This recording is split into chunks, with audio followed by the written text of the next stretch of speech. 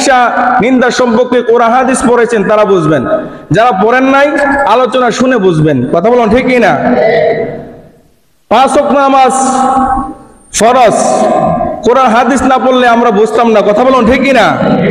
রমজান মাসে 30টা রোজা রাখা ফরজ, কোরআন হাদিস না পড়লে আমরা বুঝতাম না। কথা বলুন ঠিক কি না? কয়জন কোরআন হাদিস পড়ছে? কয়জন পড়ছে চিন্তা করেন। হয়তোবা যারা জানেন আলোচনা শুন না জানতেছেন। যদি আপনারা নিজে পড়তে পারতেন কতই না সুন্দর হইতো। কথা বলুন ঠিক কি না?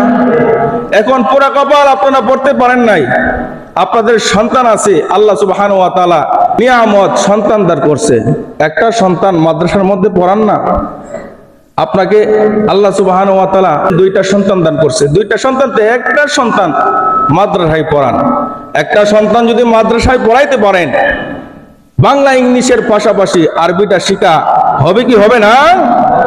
কথা বলা অন্তত আপনার ইন্তেকালের পরে তো আপনার কবরের মধ্যে দাঁড়ায়া বলতে পারবে রাব্বির হামহুমা কামা রাব্বায়ানি সগীরা।